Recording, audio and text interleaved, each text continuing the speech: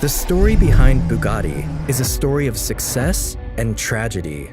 To understand what I'm saying, we have to go back a century ago to the basement of a house in Germany. Ettore Bugatti had just finished building his car, so he decided to leave his job and start up his own company in France. During the next few years, he created some of the fastest and most luxurious cars under his name, becoming one of the best engineers of his time. But despite his success, it all came crashing down overnight when Ettore was forced to give away his company, never knowing what the Bugatti brand had turned out to be. So buckle up, we're going on a journey through Bugatti's incredible rise and fall, and how it returned to become the greatest luxury brand of hypercars we know today.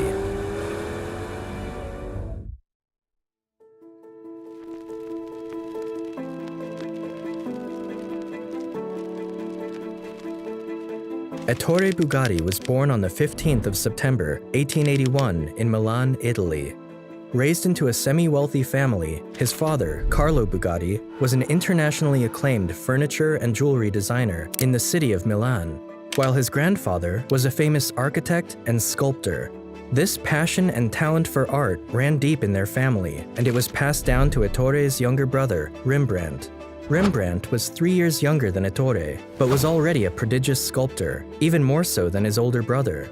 Many historians believe Rembrandt's brilliance was the reason why Ettore did not become a sculptor or follow in his family's footsteps. Still, that artistic heritage would manifest itself in a different way.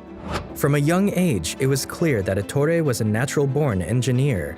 He was so gifted that, even without any formal training, he was already learning complex designs. At the age of 16, Ettore repaired a broken tricycle with ease under his father's eyes. Carlo immediately recognized his son's talent, and so he encouraged Ettore to take an apprenticeship job at Prinetti & Stucci, a factory that was well known at the time for making sewing machines and bicycles. Ettore agreed and joined the factory by the age of 17. A year later, Ettore designed his own motor tricycle while taking part in a competition from Paris to Bordeaux. The motorized tricycle was powered by 2 engines made by De Dion. Letting Ettore work in the Prinetti & Stucci company was a great idea, but it would also open his eyes to a whole new world. A world of mechanical designs, automobiles, and speed. And it was here where Ettore found his calling.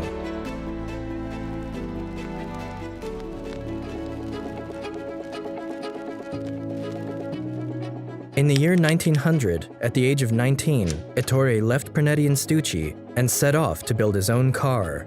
He was a perfectionist by nature, and he would draw out every single detail of his automobile design, from the engine to the body parts of the car. He also supervised the creation of all the parts that were used in the making of his car. This became a ritual throughout his lifetime. He was a very precise man, detailed and mathematical, so much so that some of his designs seemed too complex for even the most established engineers of his time. His talent eventually caught the attention of the D. Dietrich Company, which had factories in both France and Germany. Ettore was frequently hired by the company to build and design vehicles for them. In spite of his young age, he received his first professional contract when he was only 19. And because he was still a minor, his father had to co-sign the contract for him. For this job, Ettore had to move away from his birthplace in Milan to Niederbronn-les-Bains, a town in Germany. There, he worked for a few years learning more about his craft, developing automobiles, and even entering car races. In 1903, he built his second car for the Paris-Madrid race, but this car was so ahead of its time that it wasn't even permitted to race. Ettore placed both the driver and the engine low in the chassis of the car, because he believed doing this was best for the center of gravity and aerodynamics. However, everyone else found it weird. After all, every other car designer at the time believed that being seated higher was the correct way. But soon enough, this style would later become the norm among race cars. In 1906, Ettore decided it was time to leave De Dietrich. Around this time, the automobiles of that era were built one at a time by extremely skilled craftsmen, so they were very expensive, and generally only the very wealthy could afford them.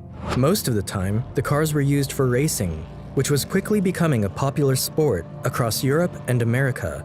In 1907, Ettore met Barbara Giuseppina Maschera, who would later become his wife.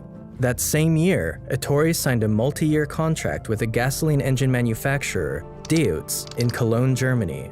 During his time at Deutz, Ettore was creating larger-scale and heavier-duty engines for the company, which was the norm at the time.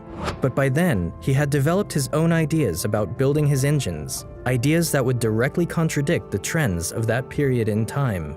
Ettore believed that building an extremely lightweight vehicle, one that would be both small and lightweight, was very possible, and that such a car would outperform other cars with much bigger engines. To do this, he began working on a new automobile in the basement of his house, and this new car would be the first to bear the Bugatti name, the Bugatti Type 10.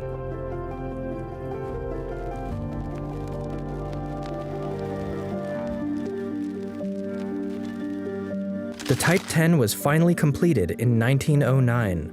The result was a 1.2-liter, 4-cylinder engine weighing only 365 kilograms. This two-seater vehicle was capable of reaching a top speed of 80 kilometers per hour, which was an incredible feat at the time. By now, he decided to quit his job and drove his newly built car to the Alsatian town of Molsheim, where he founded his own company, the Automobiles Ettore Bugatti.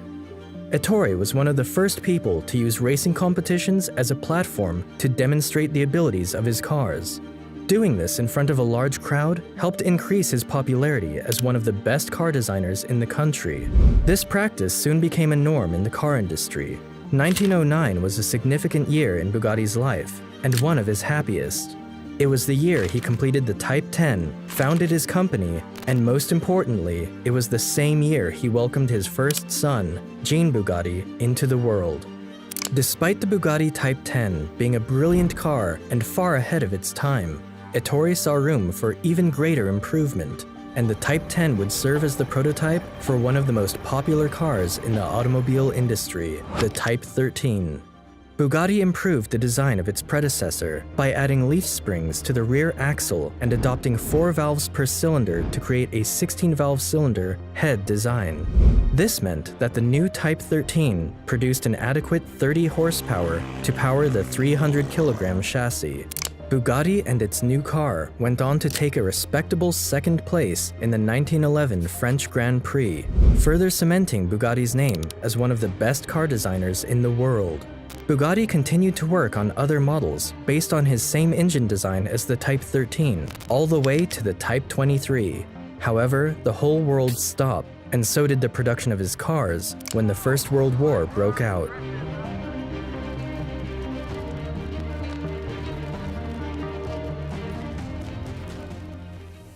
After seeing that the war went on for a year and a half, Ettore had no choice but to move back to Milan and then to Paris, where he worked with the Duesenberg brothers between 1915 and 1916. He proposed the dramatic U16 engine, which was essentially 2 straight-line engines sharing a crankcase, and called it the Bugatti U16.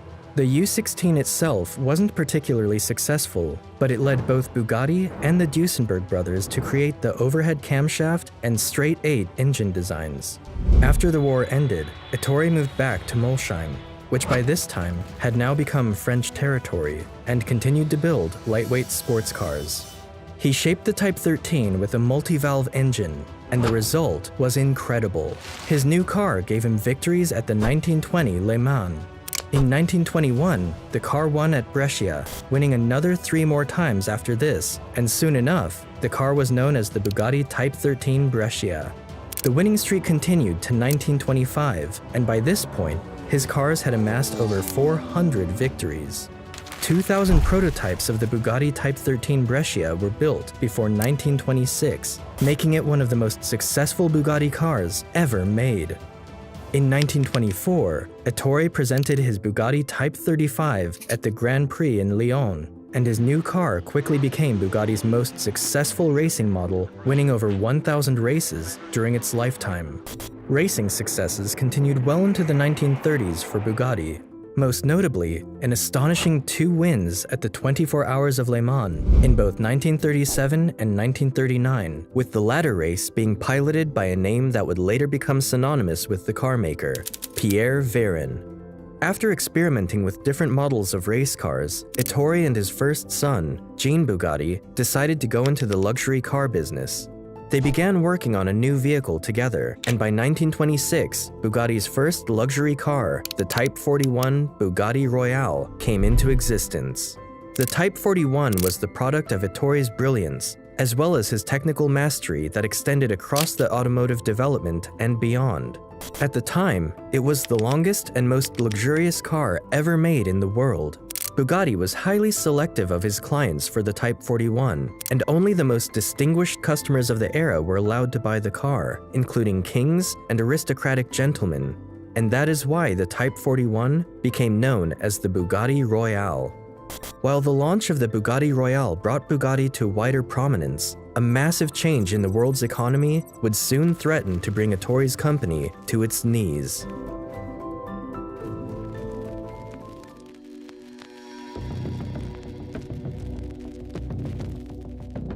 Three years after the launch of the Royale, America faced its Great Depression.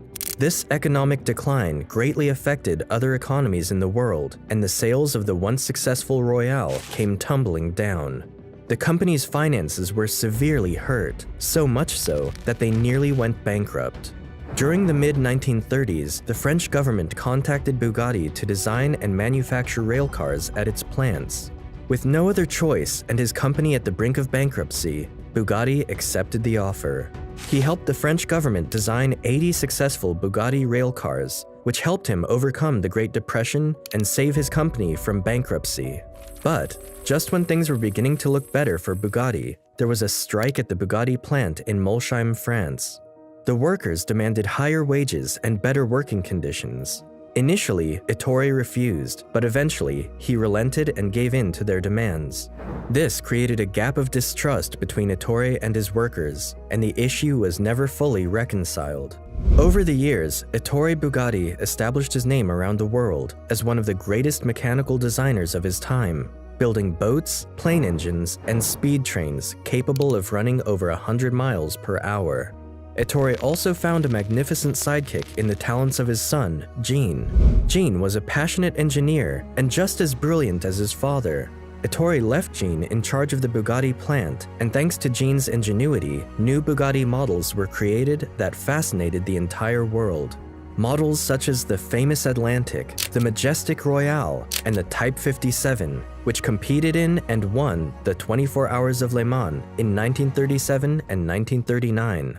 He was a father's dream, and the perfect successor to Ettore. At the time, everything was going great for Bugatti, but a single moment can change the course of your entire life. And that's exactly what happened to Ettore.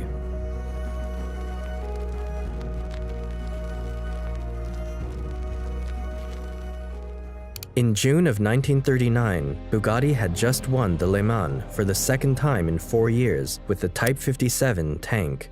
2 months later, Jean Bugatti organized a road test with the car, placing himself behind the wheel as he had done many times before, when suddenly, a mysterious cyclist came out of nowhere.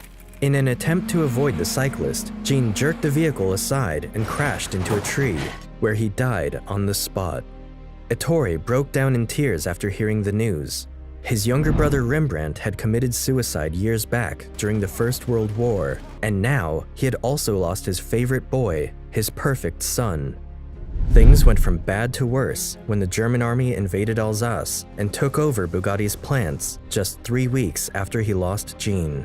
Ettore had in fact anticipated the threat and quickly transported much of the machinery to Bordeaux. But it wasn't enough. The Germans found him and demanded that he cooperate by producing torpedoes and cars for the German army, but he refused.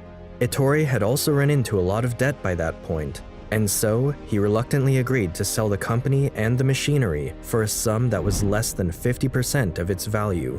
Bugatti fled with his family to Paris and tried to put his pain behind him by designing aviation engines and torpedo boats. But none of them worked out. Although Bugatti spent most of his life in France, he was Italian and never sought French citizenship, so when the war came to an end, the French state did not support him. And because Italy had been allied with the Germans, Ettore was accused of collaborating with the German occupiers. After the war ended, he attempted to get his company back and decided to sue the state, but lost. Things got even worse when in 1944, Ettore's wife Barbara passed away. He was now at the lowest point in his life. He visited Molsheim one last time, only to see his factory in ruins and his mansion abandoned. By now, his health quickly began to deteriorate. Still, he didn't give up. Ettore applied for French citizenship in an effort to get back what was rightfully his. Then, in 1947, and at the age of 66, Ettore's health went from bad to worse. By now, he contracted a lung disease and had suffered a nasty stroke. During this period, his company was eventually restored, and Ettore's possessions were finally returned to him. But the good news came too late for Ettore, as he had suffered a complete paralysis of his mental faculties, and his condition was only worsening. Only 10 days later, after the recovery of his company, Ettore Bugatti passed away. The surviving members of his family were unable to run the production of his cars, and as a result, the Bugatti plant had to shut down and was left abandoned for many years.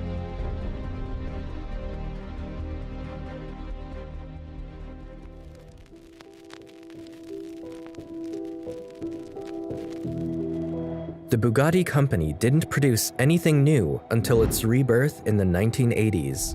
An Italian entrepreneur by the name of Romano Artioli acquired the company in 1987 and re-established the Bugatti brand to the world. 5 years later, a completely new model, the Bugatti EB110, was introduced to the public. This new car was capable of reaching top speeds of 213 miles per hour, and the car quickly became a phenomenon. The power and extravagant appearance of the car made a nice impression on people around the world, but sadly, only 139 units were ever built before Bugatti went bankrupt due to mismanagement in 1995. It wasn't until Volkswagen came in and acquired the Bugatti brand in 1998 that we were reintroduced to the supercar brand we know today. The new company teased several concept cars at various motor shows in the late 90s, then fell quiet for the next few years as they developed a new car. In 2005, the Bugatti Veyron was released to the public and became one of the hottest cars in the world, breaking the world record as the fastest road-going production car ever built, reaching a top speed of 254 miles per hour. The Veyron continued on until 2015, when it was replaced by the Bugatti Chiron, another supercar phenomenon. In 2019, the company broke the record again with its Bugatti Chiron as the new fastest road-going production car at an incredible 305 miles per hour. This is the story of Bugatti and the dream of a man that continues to live on decades after his tragic death. Don't forget to like and subscribe and click that notification bell. Thank you guys for watching, and until then, I'll see you in the next one.